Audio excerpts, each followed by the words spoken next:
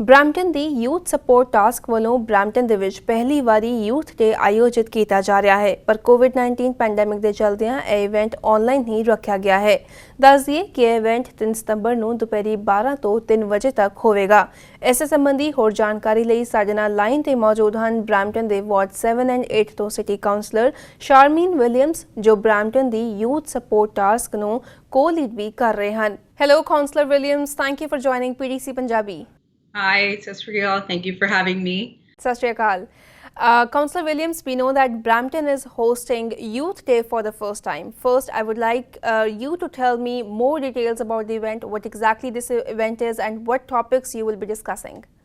Oh, I'm so excited. Youth Day is taking place this Thursday, September 3rd from 12 to 3 p.m. It's a virtual space for young people to hear stories about hope, learn ways to cope, and to stay inspired for 2020 during COVID. So the City of Brampton COVID-19 Youth Support Task Force that I co-lead with Councillor Harkirat Singh was created to empower and engage Brampton youth through offering alternative ways to connect, stay entertained at home, and to access resources for mental health and financial support. So this summer, we conducted a youth survey, and the results show that the pandemic has negatively impacted our youth's mental health, and there is a need for more at-home entertainment and ways for them to feel connected. So youth need to be engaged, they need to feel supported, and they need to learn coping skills while physical distancing. And so this event will offer exactly that to our Brampton youth, and I'm so excited. And there will be a number of topics to be discussed. We have an amazing lineup of speakers who are very knowledgeable and inspiring, and the event will be hosted by City TV's Christina Harriman. And so we have Yona Budd, who will be talking about mental health. We have Orlando Boehm, who will be talking about anti-racism. Danielle Pillai, who will be discussing LGBTQ plus inequality. Sandy Lyon, which will be talking about transparency with influencers. And also Anthony McLean, who will be talking about bullying. And the beautiful thing about this is that afterwards, all youth will be able to join in a panel discussion where they'll be able to interact with experts and ask questions. So it's a really great opportunity for them to get good information and to be inspired and to be also connected. Absolutely. Councillor Williams, we know that Brampton has most of the young population. What else the city is doing to help them? Not just the young population, even Brampton has more immigrants, new immigrants. And Brampton is also known as the city of immigrants. So there are new families, newcomers, but of course this pandemic is giving a negative impact on most of the people. So what else city is doing? Well, yes, you're absolutely right. Brampton is one of the youngest cities in Canada with more than 130,000 youth within the ages of 14 to 24. And I'm sure this number has increased since the last census in 2016. So we're committed to supporting them. And that is why the COVID-19 Youth Support Task Force was created. And that is to support and reach out to our young people. And as mentioned before, the Youth Support Task Force supports the needs of Brampton youth by providing resources and the supports, listening with more than 40 different youth-serving organizations and providing at-home entertainment and so much more. And that's the key. The 40 serving youth local organizations, we connect with them on a regular basis, and they provide us excellent information that we upload on our website. And so earlier this year, the City of Brampton again received the Platinum Status Youth-Friendly Community designation from Playworks, which is pretty cool. And it's a program supported by Parks and Recreation Ontario. This is the third time the city has been recognized for this outstanding commitment to growth and development opportunities for youth, and is one of 3 communities to receive this award.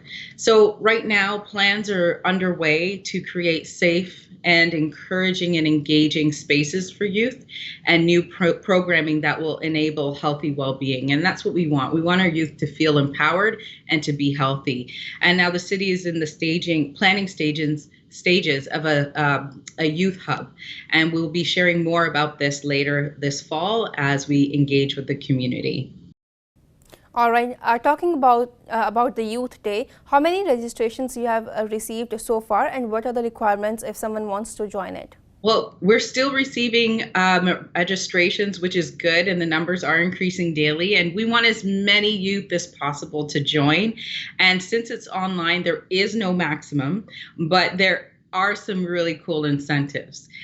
So to register, participants must email events@brampton.ca. And when I talk about incentives, you can't sleep on this, guys. The first 100 youth to register will receive a $10 SBC gift card, and that's pretty cool. And all participants have the chance to win an Xbox One gaming console and a $250 gift card from EB Games. So some really gated incentives to get our youth participating in this. And I'm so excited to, be able to hear who's going to be the winner for that Xbox and gift card. Absolutely, they are really good incentives, and I think definitely youth should be part of the Youth Day, and not just they should encourage themselves, they should encourage others as well. Councillor Williams, we know that 2020 has been a challenging time for everyone, and especially experts. They are really worried about the mental health impacts of the pandemic, and not just that. Recently, Health Canada released a report stating that roughly 11 million Canadians may experience mental health crisis. What do you want to say on that? Well, before becoming a city councillor, I worked almost 20 years in the children's mental health field. So it's really important to me that we reach out to our young people and encourage parents to reach out to the services that are available in the city so that we can make sure we're taking care of our young people. They are the future of our city.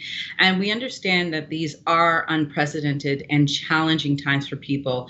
And yes, stress and anxiety are going to be high, and especially amongst youth, because science shows that our youth's brain isn't fully developed until the age of 27, and so we know that because of that, they don't have the coping skills that many adults would have during to deal with high scary times like COVID. So we've been working very closely with the other organizations in Peel to ensure that we can provide as much support as we can to our community, and the services to support our youth are all on the city's Youth Support Task Force website.